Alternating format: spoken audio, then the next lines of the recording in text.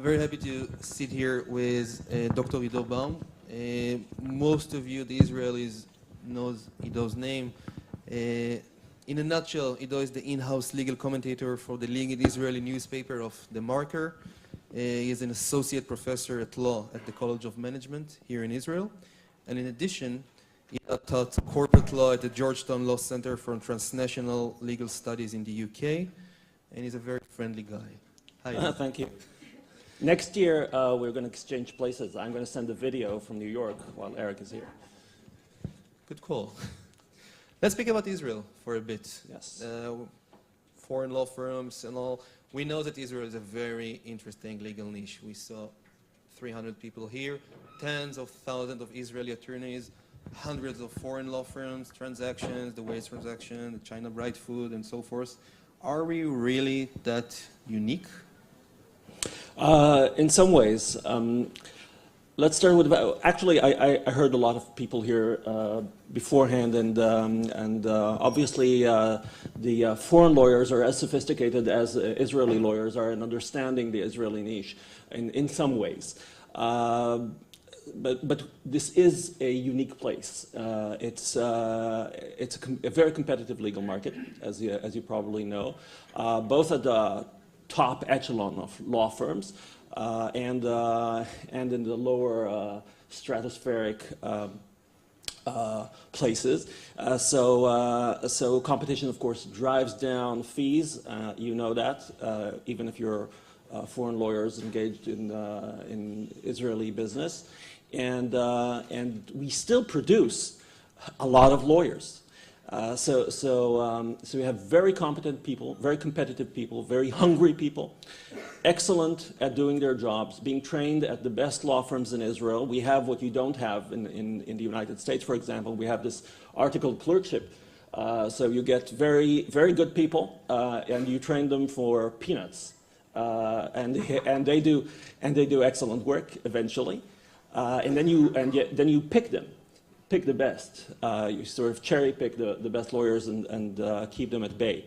And that makes the Israeli market very unique. On the other hand, we have another phenomena which is not really familiar in the States and in the UK markets or in multinational law firms.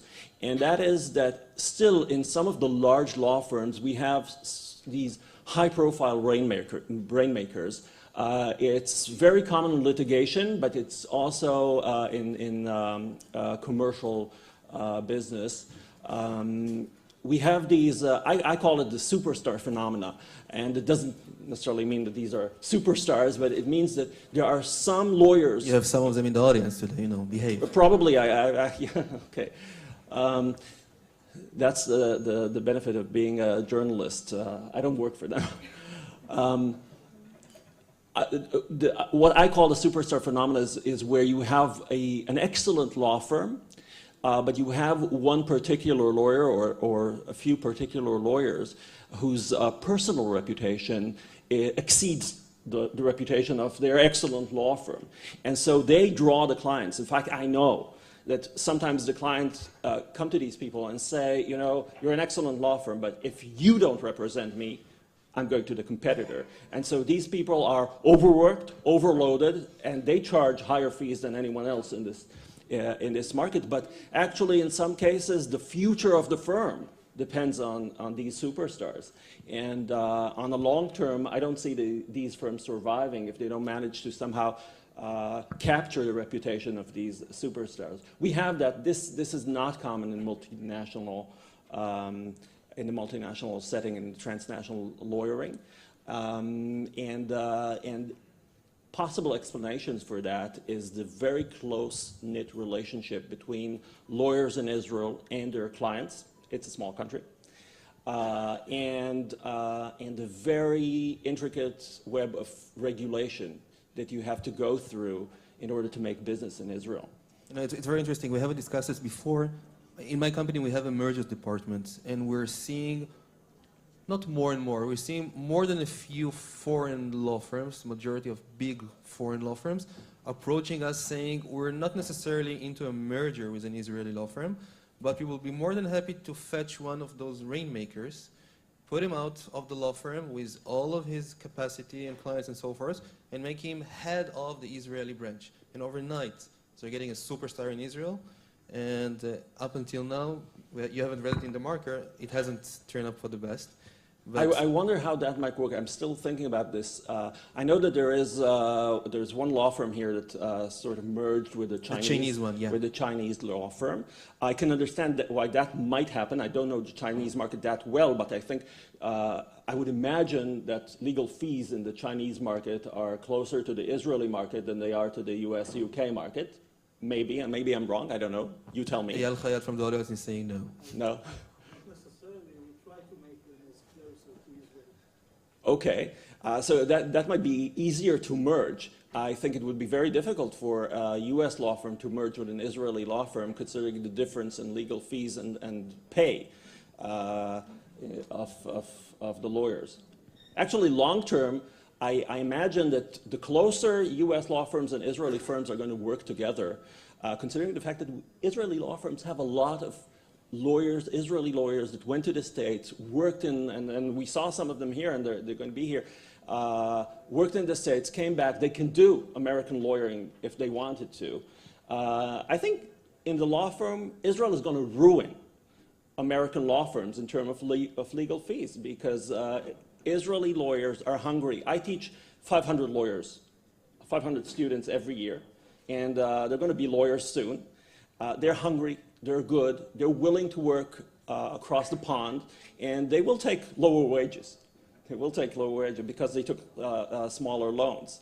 So if we're going to export a few hundreds of these lawyers to U.S. law firms, you're going to have a legal fee problem. So you're saying that, I understand foreign law firms coming here into Israel with regard to, young or older guys and women, men and women doing aliyah, coming into Israel and opening a branch or opening a headquarters here in Israel.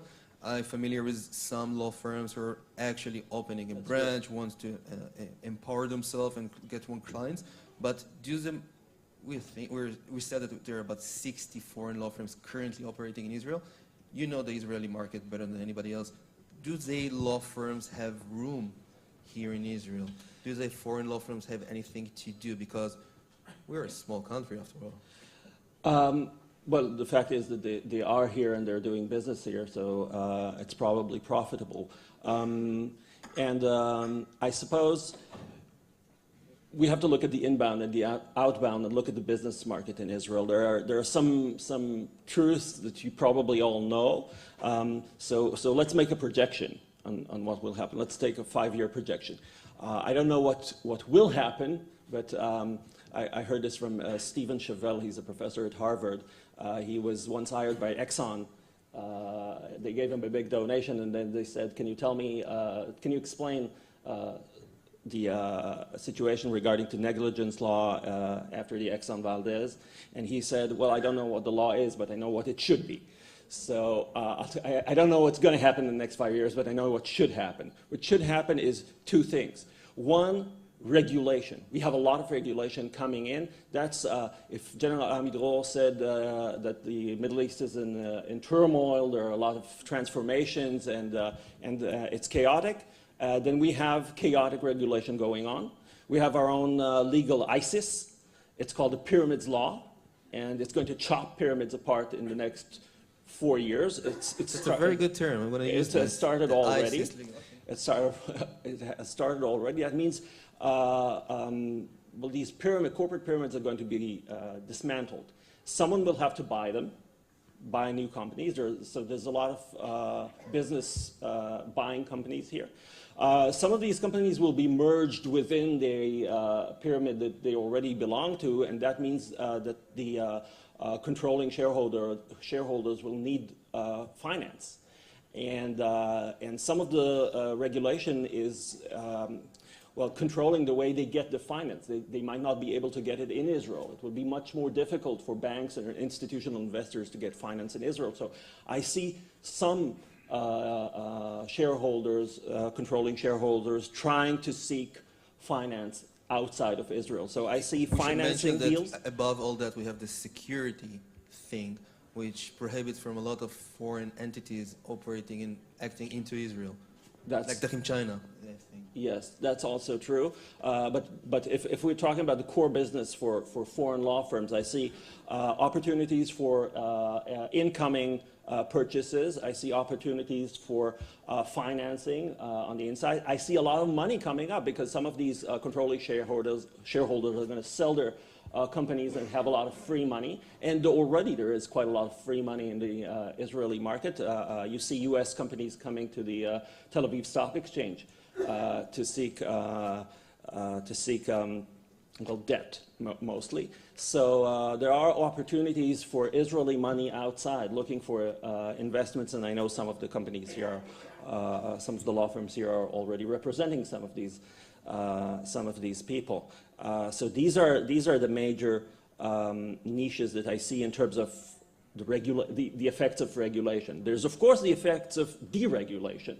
The Tel Aviv Stock Exchange is working very hard on trying to attract business to Israel, and here this is a global phenomenon, the competition between security stock exchanges. So Tel Aviv is trying to be a competitor. It's not doing very well at the moment, but it's looking for its strengths.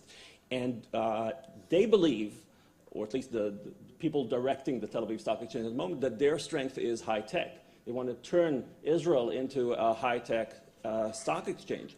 I think the way they will go about doing this is imitating the US Jobs Act.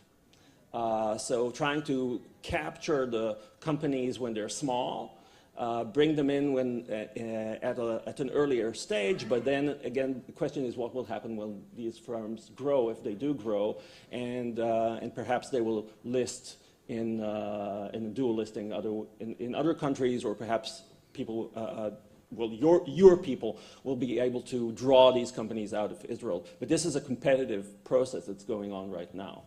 One final question before we pass for a few questions maybe from the audience. Majority of the foreign law firms are saying Israel is a startup nation. We read the book. We're looking for tech things, high tech, pharmaceutical, biotech, venture capital, and so forth. Do you have any prediction about what's the next practice field should be? Because not all of the foreign law firms can focus on tech things. For example, we saw a venture of a few foreign law firms operating on renewable energy and infrastructure. And now we're seeing more dealing with cybersecurity, as Amidro said earlier. Do you have any prediction of future practice fields? Well, I agree with everything that's been said here. Cybersecurity, high-tech will always be here. IP on an international level.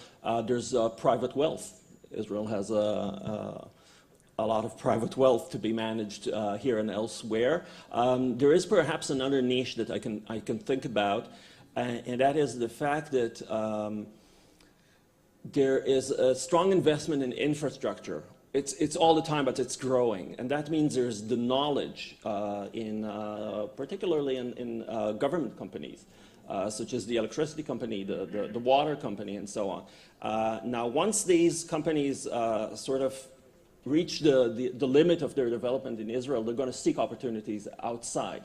So I think representing Israeli companies, large Israeli companies, looking for infrastructure business outside the U.S., outside Israel, probably in developing countries, is going to be a very interesting prospect if someone can get his hands on this kind of business. And this probably requires foreign law firms, your multinational law firms, to work with Israeli partners, because the Israeli companies go hand in hand with their lawyers.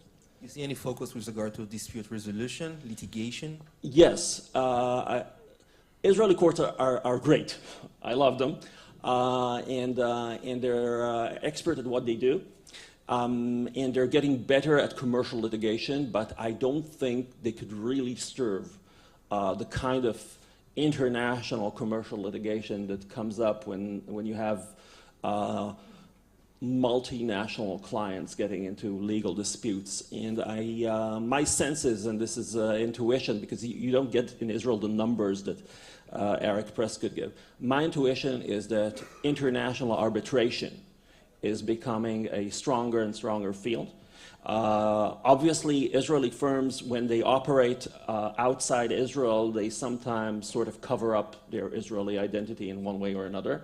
And so it would be easier for them if they do get into disputes to do these in secretive arbitration. This goes counter to my intuition as a journalist, but I would have to say that I see Israeli companies arbitrating in international arbitration forums much more, and I think here there's obviously a strong advantage at the moment for multinational firms with arbitration and litigation practices.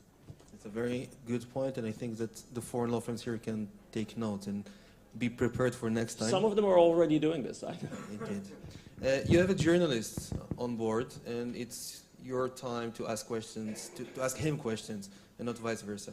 So if there are any that questions was not from part the of the audience, deal, by the way. Is there any question from the audience? Maybe I. One of the things that makes We said election, by the way, turmoil. Please. one of the areas that makes analyzing Israeli law firms, I think, different than, let's say, our American counterparts, is that none of the Israeli law firms publish any financial data about how it is that we go and make money or not. And so I wonder how, as a journalist, how you sort of analyze what it is that drives local law firms. It's easy to see it in the States because you just read the American lawyer. But I don't think any of the even mid-sized law firms in Israel have ever published their financial data. So what sort of, how does that drive or prevent or hinder your ability to understand how we Israeli law firms work? It does hinder the ability to do this in a way, but let me say, perhaps I'll answer you, I'll answer the question from a different direction, talking about the American law firms as well. I get dozens of pitches to interview US, UK lawyers, do stories about foreign law firms. Writing for a newspaper, I mean, there are several financial newspapers in Israel, but mine, TheMarker, is sort of read by the 70,000 top decision makers in Israel. So I'm sort of the gatekeeper for this, for their information. And PR people will tell me it's tough to pass my gate.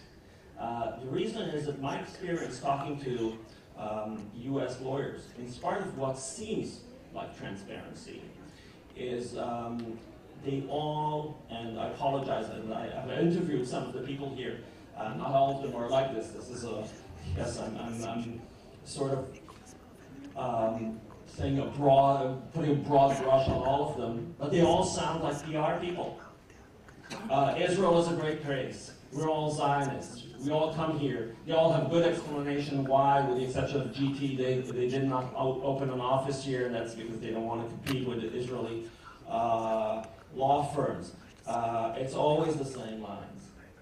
I think I haven't broken the US code as well as I've broken the Israeli code. When you talk to an Israeli lawyer, you can go off record.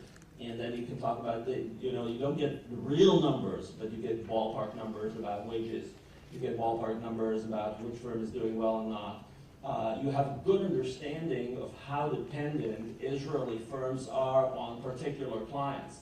And so you know when a particular client is not doing very well, you know that the firm is probably not doing very well. And you know that it's a very competitive market. And so if the law firm wants good press, they will be willing, lawyers will be willing, managing partners will be willing to talk freely with a journalist if it's off record. So you get a good understanding of what the market works like. And this does not happen in multinational law firms. This is not, by the way, this is not just US or UK law firms. This is across the board. And it becomes even worse when you try to talk to Chinese.